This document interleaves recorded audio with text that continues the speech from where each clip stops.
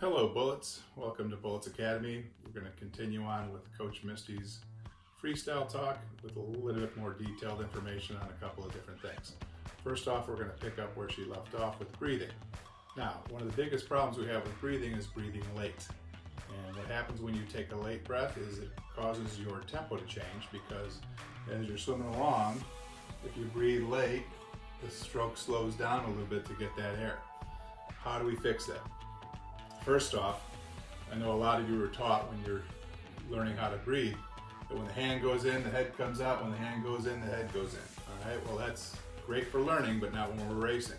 We want to make sure that the head is going to be leading the breath.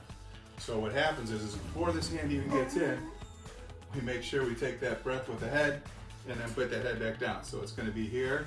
The head goes first, then the body follows, and then the hand goes back. The head goes back in. So it's quickly getting that head back in line. You want to make sure that the better you do that, the less it will change your stroke tempo. Now, moving forward, there are several different styles of freestyle that have evolved over the years. We'll start with the hip driven. Hip driven is what you would normally be taught, or what everybody considers freestyle. It's where your hips are rotating through the stroke, okay?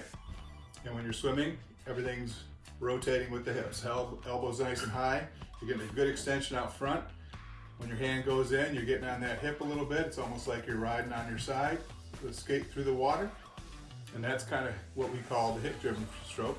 It's the most efficient of the freestyle strokes. So what you'd be doing if you're swimming anything longer than 200. You can do parts of your 200 with it, and that works well as the other strokes we'll be going through.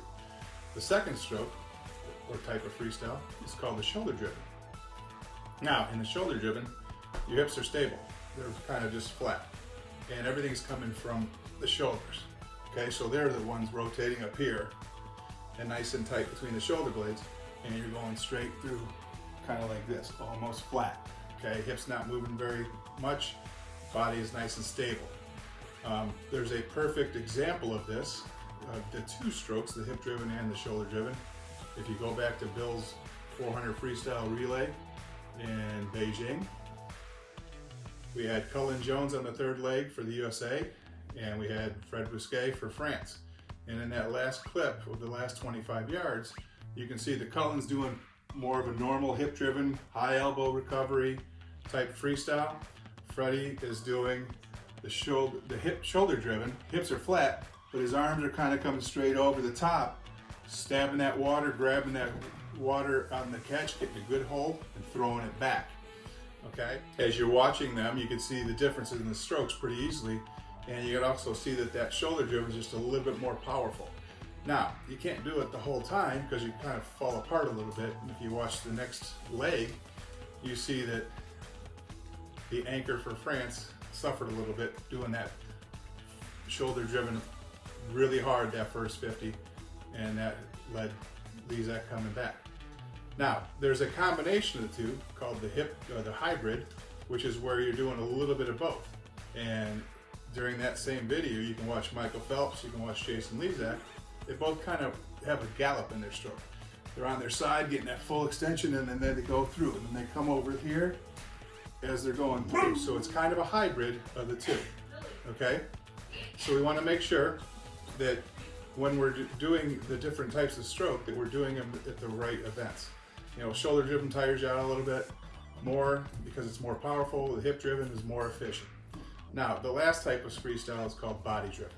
And body driven is where you're getting your whole body involved with it, okay? And it's a combination of getting those hips going through, you know, strong in the core, reaching forward, kind of doing the shoulder driven, and the body as well, getting everything in there.